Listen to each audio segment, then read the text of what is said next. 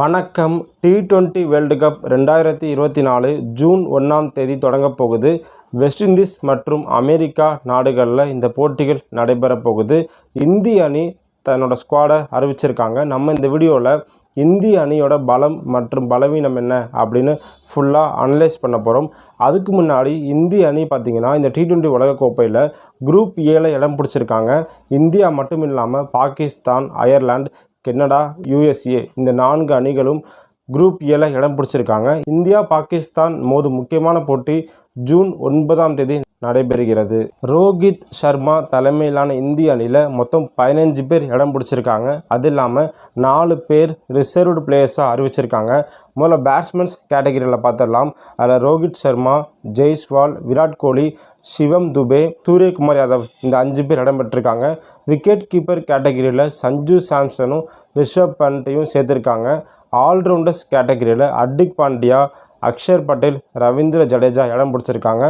பவுலர்ஸில் fast bowlers கேட்டகரியில் அர்ஷ்தீப் சிங், சிராஜ், பும்ராக்கு வாய்ப்பு கொடுத்துருக்காங்க. ஸ்பின் பவுலர்ஸ் கேட்டகரியில் குல்தீப் யாதவ் அண்ட் சகலுக்கு வாய்ப்புகள் வழங்கப்பட்டிருக்கிறது. மொத்தம் பார்த்திங்கன்னா இந்த 15 பேர் இல்லாமல் அந்த ரிசர்வ்டு 4 பிளேயர்ஸ் யாருன்னு பார்த்தீங்கன்னா சுபம் கில், ரிங்கு சிங், கலீல் அகமது, அர்ஷத் கான். இதில் ஆச்சரியமான விஷயம் பார்த்திங்கன்னா KL ராகுலை அணியில் சேர்க்கலை. இரண்டாவது ஸ்ரேயாஸ் ஐயரையும் அணியில் சேர்க்கலை. தமிழக வீரர்கள் ஒருவர் கூட அணியில் இடம்பெறாதது வருத்தம் தான். DKவை எதிர்பார்த்தோம், ஆனால் DKவை சேர்க்கலை.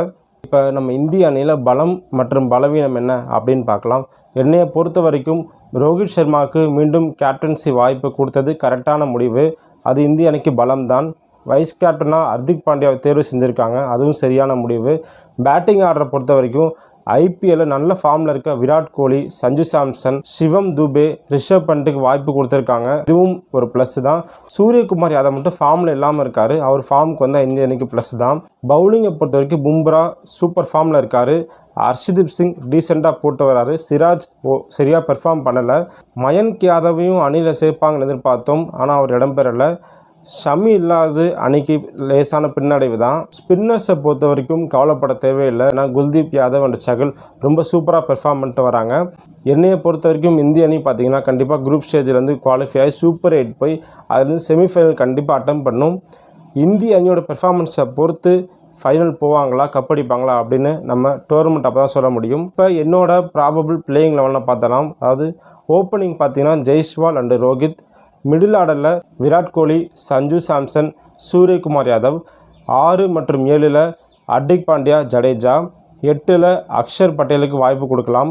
9, 10, 11ல் குல்தீப் யாதவ், அர்ஷ்தீப் சிங், பும்ரா. இது என்னோட ப்ராபபிள் 11. உங்களோட பிளேயிங் 11 அப்புறம் இந்திய அணியோட இந்த ஸ்குவாடை பற்றின கருத்தை கீழே கமெண்ட் பண்ணுங்கள். இந்த வீடியோ முழுசாக பார்த்ததுக்கு ரொம்ப நன்றி. இந்திய அணி T20 உலகக்கோப்பை 2007க்கு அப்புறம் வெல்லலை. இந்த முறை வெல்ல வாழ்த்துக்களை சொல்லிக்கலாம். நன்றி.